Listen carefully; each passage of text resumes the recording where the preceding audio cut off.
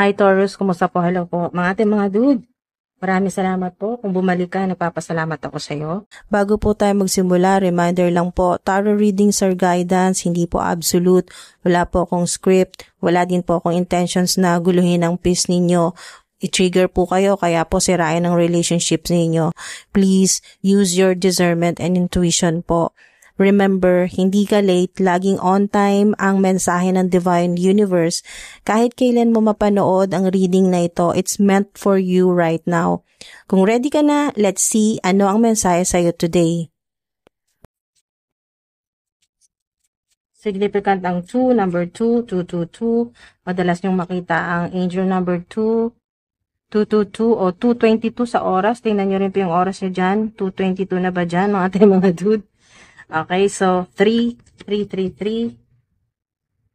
Reverse. Okay, huwag kayong malungkot. Mamaya, sabihin ko po sa inyo bakit hindi kayo dapat malungkot. Reverse ang 3 of Pentacles. 10 of Wands. So, maring may connection po sa inyo na earth sign. Kapwa po ninyo Taurus, Virgo, Capricorn, o fire sign. Aries, Sagittarius, o Leo.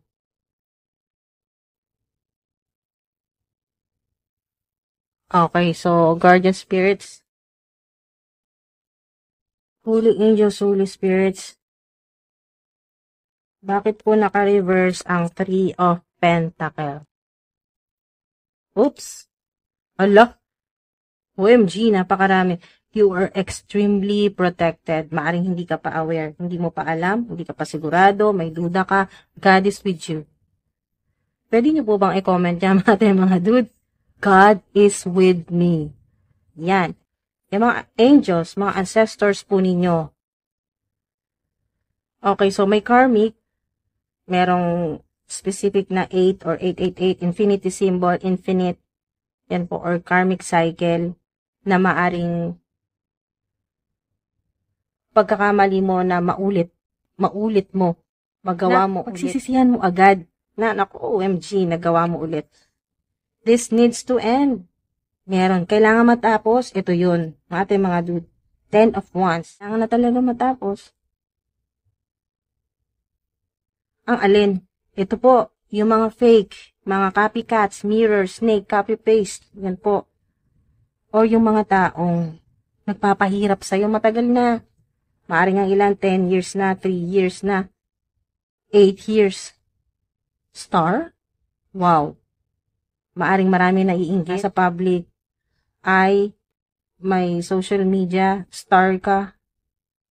O maaring meron kang online platform na divination o tarot reader ka rin.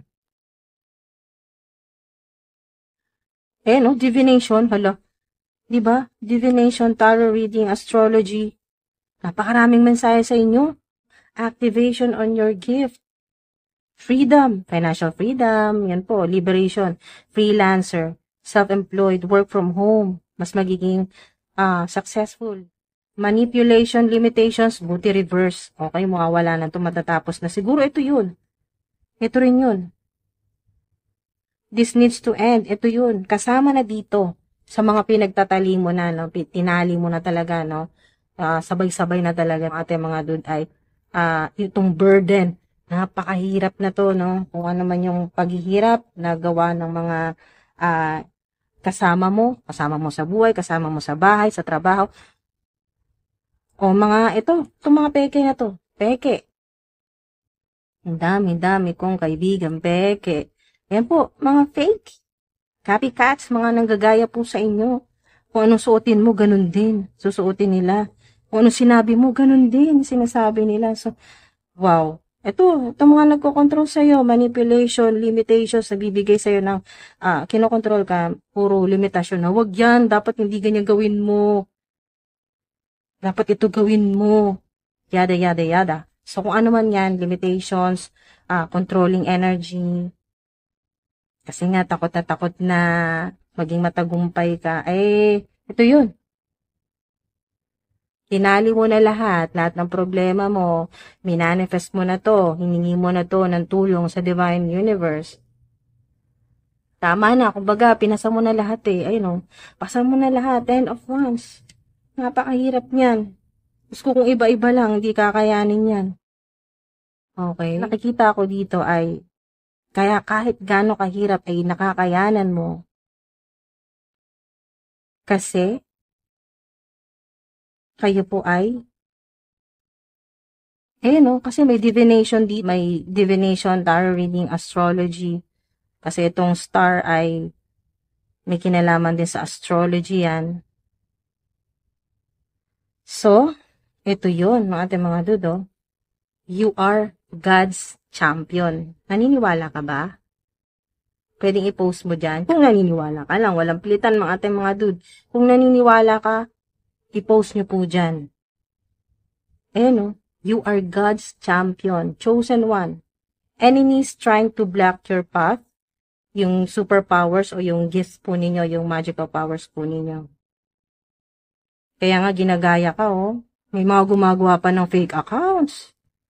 Talagang mga ayaw tumigil, oh. May mga gumagawa ng fake accounts, sinusubaybayan. Alam niyo itong mga haters po ninyo, mas grabe sila yung unang-una mo talagang mga followers. Sila yung talagang nakasubaybay. Alam mo yun, pagka-post mo, papanoorin nila talaga agad. Mga peke itong mga to. Pero chosen one ka, huwag ka sa kanila mag-focus. Hayaan mo itong mga ginagawa nila, no? Mga enemies po ninyo, haters, mga copycats. Meron din ako nakita dito na gumagawa ng spell, evil spell. Gamit po ay mirror. Ingat po kayo sa mga mirror, mga salamin, psychic attack. Pwedeng idaan po yan sa inyo kung habang kayo natutulog. Kaya, meron po dito sinasabi ng guardian spirits ko na pag matutulog ka, pwedeng takpan mo yung salamin, lalo na yung salamin na malapit sa'yo. Or wag kang tatapat sa salamin. Basta may kinalaman sa mirror. Unexpected blessing. Ayun ng mga enemies haters po ninyo eh. Yung natutuwa na nga sila kasi nga may mga umiwas po sa inyo na sponsor o yung mag-i-invest sana sa'yo, nagbago isip. Yung tutulong sana sa'yo sa pera, nagbago isip. Yan po. Yung tatanggapin ka na sana sa in-applyan mo, nagbago pa isip. Mag-i-email na sana sa'yo na i-interviewin ka na, no? Nagbago pa ang desisyon. Hindi ka pinili. Pero, dapat, ikaw yun. So, mga ating mga dude, ayan yung pinanggagalaite ng mga enemies, ng mga haters po ninyo. Ito mga unexpected blessing. Hindi kasi talaga nila to inaasahan. Na, mas lalo ka pa siniswerte. Nasa public ay ka man or hindi. Okay, so mga ating mga dude kasi hindi naman po lahat sa inyo ay social media influencer. Hindi naman po lahat sa inyo meron po kayong YouTube channel, Facebook.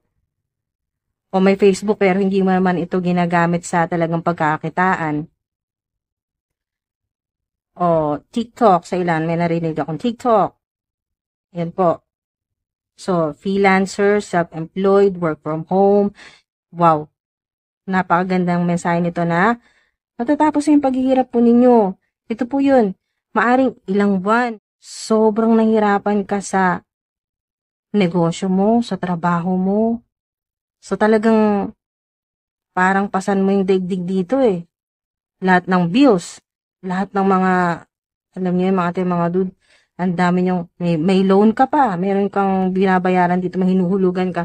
So kung ano mo po yan, bahay, kotse, o iba pa pong mga bayarin po ninyo mga dude. Ganda kasi tingnan niyo to, increase, upgrade, ayan po oh. Sa mga nasa social media, nasa public eye, yung aangat, mag-i-improve, mas magiging successful, makikilala, yung inyo pong online platform, mag-upgrade fans, supporters, subscribers, followers po ninyo.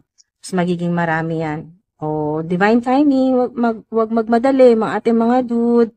Wag magmadali sa mga nasa public eye. Hayaan po ninyo ang divine universe na kumilos. Kasi ginagawa mo naman na yung trabaho mo. Nagsisikap ka.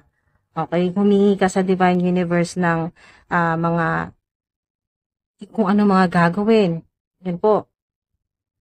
Humihi ka sa Divine Universe ng mga ideas o wisdom kung anong dapat mong gawin sa online platform mo o sa trabaho mo. So,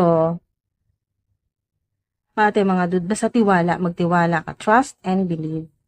Magtiwala ka. Tiwala po ninyo sa sarili po ninyo, kakayahan, sa skills, sa talento po ninyo, sa psychic abilities po ninyo, at lalo-lalo na tiwala po ninyo kay God. Napaka-importante po niyan. You won't stand for their mind games. Enough is enough. Diba ito yun? Sobrang synchronize. Tingnan nyo ito mga dude. Nakitahan nyo rin kung paano sila nagbabaan, diba? Sumabog. Talagang kusanan silang bumaba. Hindi sila nagpahugot. Lumapag talaga sila. Nakita nyo naman yung kanina. Pag shuffle ko, bigla silang sabay-sabay silang naglaglagan. So ito yon kasi konektado. This needs to end. You won't stand for their mind games. Enough is enough. Tama na, tama na. Tama na. Sobra na, palitan na. You won't stand for their mind games. Alam mo na yan eh. Maaring matagal na, ilang buwan na. Pwedeng 10 months na nga yan. No? 3, 2, 10 months, 8 months. Alam mo na, may mga ganyan. Mind trickster, mga ganyan po. Mind tricks. Yung mga snake sa paligid, yan po snake. Ahas. Pero maaring sign din po ito na kayo po'y nanaginip o nananaginip o mananaginip ng ahas or makakita ka ng ahas. Pwedeng sa picture, sa yung physical po na ahas, makita po ninyo o yung sa video, makakita ka ng ahas. Sign ito na isa to sa mga animal spirit o guardian spirit po ninyo, ahas. Yan po. Na nagbibigay sa'yo ng warning. Red flags. Yan po, nagbibigay sa'yo ng warning na, peke yan, peke. Fake. Copycats. Ganyan, mga dude. Greater financial opportunities. O, maari din itong mga snake. O yung, kung ano man po yung, kung saan nyo man po makita, in any shape or form, na ganyan po, no, ahas, or sa panaginip. Yan po ay nakikipag-communicate po sa inyo, yung inyo pong, animal spirit, guardian spirit po ninyo yan. May connection sa snake. Meron din ako naririnig na Medusa. Maaring isa sa mga ancestor po ninyo si Medusa. So kung meron pong, kaya nga sinasabi dito na kayo po ay chosen one. Yan po, so to speak. God's champion. Ang sinasabi dito ni Medusa ay, don't mess with the chosen one. Haha. Ayan, no? Wag ka nilang, wag na nilang subukan. Sa mga sumubok, bahala na si Medusa sa inyo. Basta dito po, greater financial opportunities. Kasi alam nyo naman, yung ancestor po ninyo na si Medusa, ayan po yan, no? Marami po yung ahas. So, maaari din po yung umahas po sa inyo ay siya naman po ngayon yung aahasin.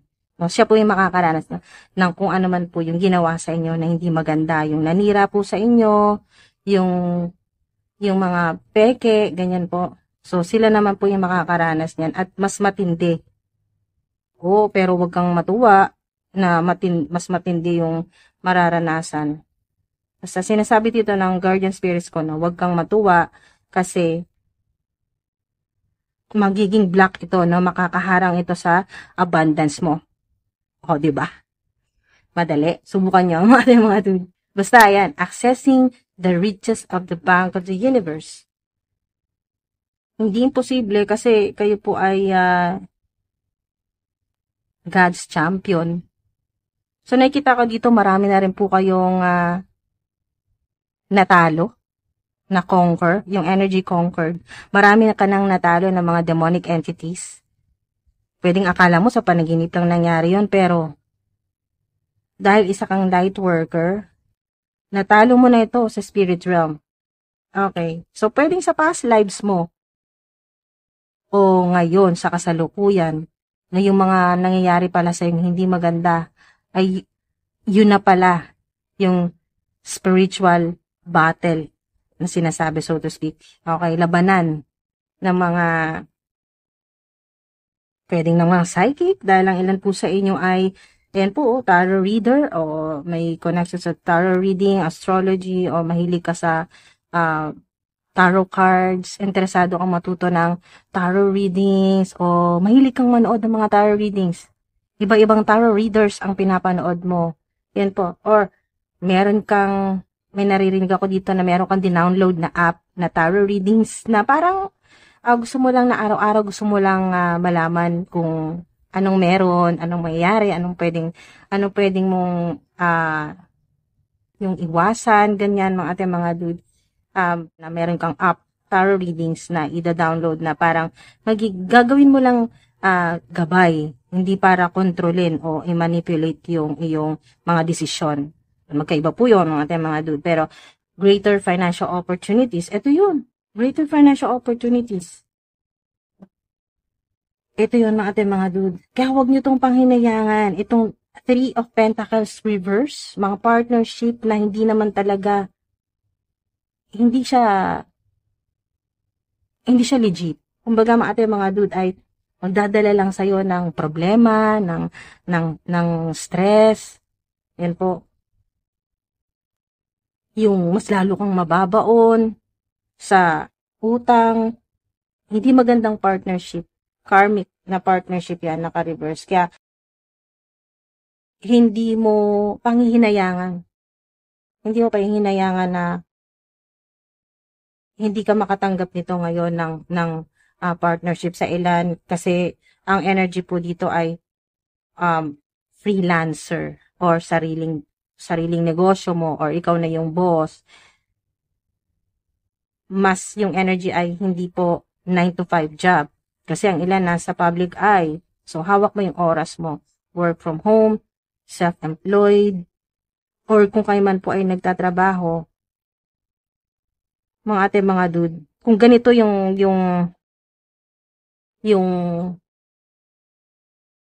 employer ninyo, mga ate, mga dude, ay napaka-toxic, maganda to kasi reverse. Ibig sabihin ay matatapos na yung partnership mo sa kanya, no?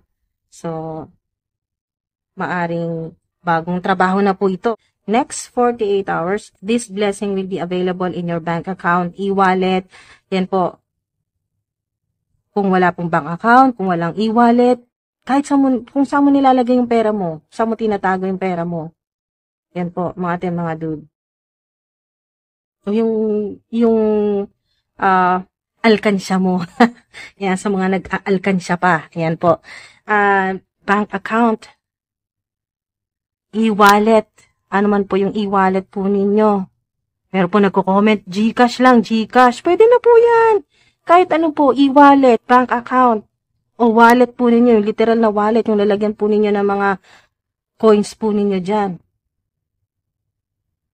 Next 48 hours, yung blessing na yan, napakalaking blessing yan. Kaya, kakailanganin mo pa ng isa pang mas malaking wallet. Mas malaking wallet. So, bili ka na ng mas malaking wallet. Yan po, lalagyan ng mas makapal na pera po yan, no? Datong, kwarta. Kasi greater financial opportunities ito. Kaya, hindi mo na rin panghinayangan itong reverse na Three of Pentacles, yung opportunities, collaboration, partnership, na hindi naman talaga maganda yung intention kasi peke. So, maaaring ito rin yun, tinutukoy dito na peke. Tapos inaalo ka dito. No? Opportunity to, maliit lang sa umpisa pero lalaki din. Pero wag ka, ubos ang pera mo. So, ang advice sa'yo ng mga guardian spirits, ng mga ancestors ko, focus on your goals to bring great success o greater financial opportunities. Idea mo, yun ang mas paniwalaan mo kaysa idea nila. Ito yung mga gusto makipag-collab sa'yo. Idea mo ang paniwalaan mo. Mas malaking opportunity yan. Freelancer ka man o 9 to 5 job o nagpa-part-time ka pa lang sa ngayon o nag-iisip ka na magandang creative project. Makakaisip ka, huwag ka mag-alala. Ideas. So marami yan. Ikaw na bahala kung saan mas magiging madali sa'yo kung paano mo ito gagawin. Basta focus ka sa goal mo. Yan o. Tiyaga, courage, ambition, loyalty. 2. Balance po yan, mga dude. Thank you po mga mga dude for spending time here. Always remember po mga fam, mga ateng, mga dude, mga ka-high vibes. Abundance comes in many forms, hindi lang pera lagi. Kaya kung hindi pa dumarating ang hinihintay mo, baka blessings in other forms muna ang binibigay sa'yo. Don't forget, kung gusto mong suportahan ang channel, subscribe ka na rin, like, share, and check out nyo na rin po mga Shopee affiliate links for tips and donations naman po. Click nyo po super thanks icon sa tabi po ng like, share sa ibaba ng video. Kung gusto nyo po ako ilibre ng coffee, click nyo na rin po coffee link ko po for tips and donations din po sa description and pinned comments. Maraming salamat po. Ingat po kayo palagi. Hanggang sa susunod po.